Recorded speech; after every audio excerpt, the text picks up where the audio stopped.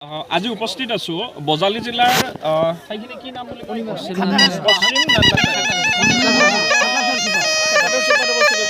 আপোনালোকে যে দেখিছে মোৰ লগতে মানুহখিনি আছে এই মানুহখিনি উপস্থিত আছে এখন বিশেষ বাছত আৰু এই বাছখন বনোৱা হৈছে সম্পূৰ্ণ বাঁহ আৰু খেৰেৰে বাছখনৰ উদ্দেশ্য হৈছে বনোৱাৰ উদ্দেশ্যটোৱে হৈছে ভোগালী বিহু উপলক্ষে এখন বিশেষ বাছ এতিয়া দেখিছে আমি এই বাছখনত উঠি যাত্ৰা কৰিম ড্ৰাইভাৰ হিচাপে আছে চালক হিচাপে আছে মোৰ বন্ধু ৰাজু কলিতা আছে ৰাজু কেনেকুৱা নাই ঠিক আছে বঢ়িয়া ষ্টিয়াৰিং ঘূৰাব পাৰি বঢ়িয়া বঢ়িয়া বঢ়িয়া বঢ়িয়া চলাই কেনেকুৱা লাগিছে ভাল লাগিছে নতুন মডেল না আল্ট্ৰা নতুন মডেল পাৱাৰ ষ্টিয়াৰিং হয় কলৈকে যাব গাড়ীখন বৰ্তমান আমাৰ টিহুটো লাল গণেশ ঠিক আছে আচ্ছা ইয়াৰ যাত্ৰী কিমান আছে বহুত যাত্ৰী দেখিছো ইয়াত মানে এনে 45 সিট হয় 45 সিট হয় মোটামুটি ফিলাপে হৈছে আচ্ছা ফিলাপে হৈছে না সানডেটো হৈ গেল অলপ আচ্ছা বঢ়িয়া ভোগালী বিহুৰ কাৰণে সব মানুহবিলাক যাব আৰু আচ্ছা মালিকৰ নাম কি গাড়ীখনৰ মালিকৰ নাম আমাৰ ৰাজীৱ কলিতা প্ৰাণজিত মাইনা ক'ত যাবা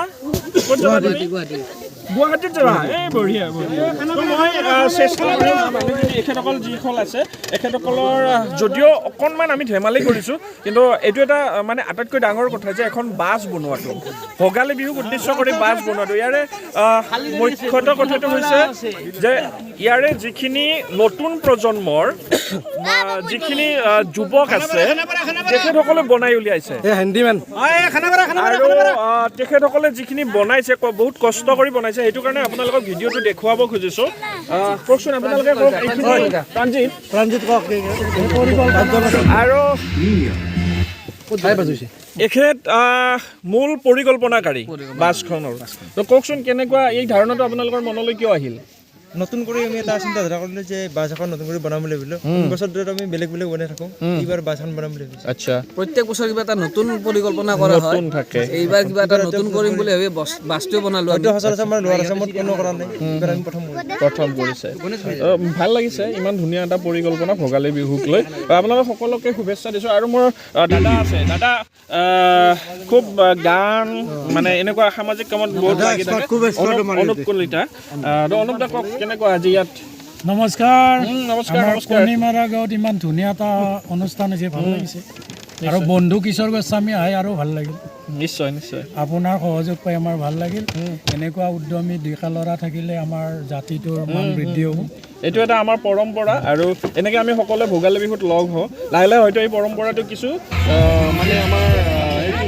কিন্তু এতিয়া যিটো দেখিছোঁ আকৌ মানুহৰ মাজত উজ্জীৱিত হৈছে এইটো লাগে আৰু মই কাষত দেখিছোঁ মই ভেলাঘৰ নামনি অসমত ভেলাঘৰ বুলি কয় উজনি অসমত এইটো মেজি বুলি কয় কিন্তু ইয়াত প্ৰচণ্ড এটা ভেলাঘৰ বনোৱা এটা হৈছে প্ৰায় 50 ফুট ওখ তো মই সেইটো আপোনালোকক দেখুৱাব চেষ্টা কৰিম এইখিনি মানুহ দেখুৱালোঁ আপোনালোকক আৰু এতিয়া এজন বিশেষ মানুহ বহি আছে নিমাতে আছে তেতিয়াৰ পৰা এইজন আমাৰ এখেত দাদা ক'ত যাব মই আচলতে আহিছিলোঁ অপাৰেচনত যাম বুলি মই গাড়ীখন দেখা পাই এইখনতে মানে মানুহ নোহোৱা বুলি উঠিলোঁ প্ৰথম কিন্তু এতিয়া দেখিলোঁ গাড়ীখনৰ এটা বিশেষ গুণ আছে কাৰণে বহুত মানুহ ইয়াতে হয়তো ড্ৰাইভাৰৰ কাৰণেই হওক বা গাড়ীখনৰ এটা আমেজেই হওক অলপ বিভিন্ন ধৰণে বনাইছে তাকে চাম বুলিও আহিলোঁ গাড়ীখনত কিবা ব্যতিক্ৰম দেখিছোঁ নেকি ব্যতিক্ৰম দেখিছোঁ আজি যুৱচামে যি ধৰণে বনাইছে নহয় মানে বহুতেই ভাল লাগিছে চব খেৰি দি বনাইছে বহুত ভাল লাগিছে আচ্ছা আৰু আপুনি ক'ত যাব দাদা জালুকবাৰী আচ্ছা ভাড়া দিলে নেকি ভাড়া ল'লে আচ্ছা কিমান ল'লে ভাড়া 150 টকা ল'ব এচি বাছটো এচি বাছ আচ্ছা নতুন মডেল হয় আমি ধেমালি কৰিছোঁ যদিও এইটো এটা নতুন চিন্তা আমাৰ এই খেৰটো নামনি অসমত বুন্নি খেৰ বুলি কয় আৰু বুন্নি খেৰটো সাধাৰণতে নোহোৱা হৈ আহিছে এখেতসকলে কিন্তু এই বুন্নি খেৰ আনি সংগ্ৰহ কৰি এখন বাছ তৈয়াৰ কৰিছে বাছৰ আৰ্হি তৈয়াৰ কৰিছে আচলতে তো আপুনি নিশ্চয় এইটো এটা শুভেচ্ছা দিব আজি বহুতে নাজানে এই ক্ষেত্ৰত আচলতে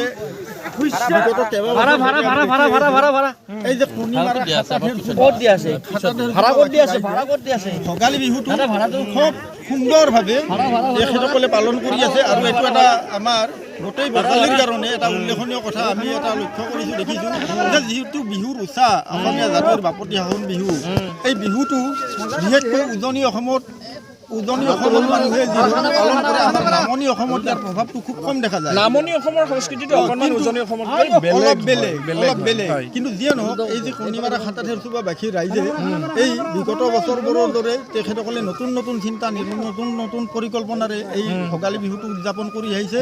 আমি এই কাৰণে তেখেতসকলক আমি আন্তৰিক ধন্যবাদ জনাইছোঁ আৰু তেখেতসকলে যি এক নতুন চিন্তা লৈ যি এখন বাছ তৈয়াৰ কৰি এটা আৰ্হি প্ৰদৰ্শন কৰিছে, এই বাছৰ যি গতিশীলতা, এই গতিশীল চিন্তাধাৰাই তেখেতসকলক আগন্তুক দিনত যাতে পুনৰ আৰু নতুন নতুন সৃষ্টিৰাজিৰে ভোগালী বিহুটো ভোগময় কৰি তোলে, আনন্দময় কৰি তোলে, তাৰ মই আশা ৰাখিছোঁ।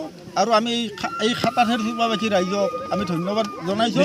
তেখেতসকলৰ এই ভোগালী বিহু ভোগময় হৈ উঠক তাৰে কামনা কৰিছোঁ। আমি বাছখন আগৰ পৰা চাব পাৰোঁ। এতিয়া বাহিৰত এটা সুন্দৰ এটা আৰ্হি হৈছে। এইখন বাছ মই অলপ আগতে ভিতৰৰ পৰা দেখুৱাইছিলোঁ, এইবাৰ বাহিৰৰ পৰা দেখুৱাইছোঁ। চাওকচোন ইমান সুন্দৰ এটা আৰ্হি প্ৰস্তুত কৰিছে, ধন্যবাদ নিদি নোৱাৰি আচলতে। আৰু মই কৈছোঁ যে নামনি অসমত এই বিশেষ যিবিধ খেৰেৰে প্ৰস্তুত কৰা হৈছে গাড়ীখন, এই খেৰবিধক বুন্নি খেৰ বুলি কয় নামনি অসমত। আৰু এই খেৰটো লাহে লাহে কিন্তু নোহোৱা হ'বলৈ ধৰিছে। এটা সময়ত চাৰিওফালে আছিলে, এতিয়া লাহে লাহে এই খেৰবিধ নোহোৱা হ'ব ধৰিছে। কিন্তু এখেতসকলে সংগ্ৰহ কৰি এই বাছখন বনাইছে, খুব ধুনীয়া হৈছে। আপোনালোকক এইবাৰ দেখুৱাব খুজিছোঁ, মই অলপ আগতে কৈছিলোঁ ভিডিঅ'টোত যে ইয়াৰে যিখিনি নতুন প্ৰজন্মৰ ল'ৰা আছে, যুৱক আছে, তেখেতসকলে এতিয়া 50 ফুট ওখ ভেলাঘৰ সজাইছে। মই ভেলাঘৰ বুলি এইকাৰণে কৈছোঁ যে নামনি অসমত মেজি ভেলাঘৰ বা ভেলা পুঁজি বুলি কয়, এইটো আটাইতকৈ ডাঙৰ কথা। উজনি অসমত হয়তো মেজি বুলি কয়। আহক এতিয়া আমি এই ভেলাঘৰটো চাম। এইটো ভেলাঘৰ, আৰু এই ভেলাঘৰটো বনোৱা হৈছে সেই গাড়ীখন যি খেৰেৰে বনোৱা হৈছিল বুন্নি খেৰ, সেই বুন্নি খেৰেৰে এই ভেলাঘৰটো বনোৱা হৈছে। প্ৰায় 50 ফুট ওখ। নামনি অসমত হয়তো এইটো আটাইতকৈ ওখ ভেলাঘৰ হ'ব। এতিয়ালৈকে মোৰ হাতত থকা তথ্য মতে এইটো আটাইতকৈ ওখ ভেলাঘৰ নামনি অসমত। বন্ধুসকল, আপোনালোকক উৰুকাৰ বতৰত, ভোগালীৰ বতৰত আপোনালোকক এটা ব্যতিক্ৰমী ভিডিঅ' মই আপোনালোকলৈ আগবঢ়াই দিলোঁ। আহক, ইয়াৰ সমান্তৰালভাৱে এটা জিৰণি ঘৰো বনোৱা হৈছে। সেই জিৰণি ঘৰটো আমি দেখুৱাব খুজিছোঁ। তো জিৰণি ঘৰটো কেনেকুৱা ধৰণে বনাইছে চাওকচোন। ভেলাঘৰৰ আৰ্হিত বনোৱা হৈছে, কিন্তু ভিতৰৰ পিনে মানুহ বহিব পৰা ঠাই ৰাখিছে। মানে ভিতৰৰ স্পেচটো দেখি দিওঁ আৰু লাইট মোবাইলৰ এৰি দিব, মোবাইলৰ ইয়াত ধুনীয়াকৈ এনেকৈ বহিব পাৰি। ইয়াত বহিব পাৰি। বন্ধু ৰাজুৱে দেখুৱাই দিছে, বহি দেখুৱাইছে, তো বহি দেখুৱাইছে ধুনীয়াকৈ ইয়াত বহিব পাৰে। বাহিৰৰ পৰা চালে কিন্তু ভেলাঘৰ যেন লাগে, কিন্তু ভিতৰৰ ফালে ধুনীয়া স্পেচ বনাইছে। কি সুন্দৰ চিন্তা, কি সুন্দৰ কৰ্ম। এই মানে ক'ব লাগিব যে বাঁহেৰে খেৰেৰে ইমান ধুনীয়াকৈ বনোৱা এটা সুন্দৰ চিন্তা, এটা সুন্দৰ কৰ্ম।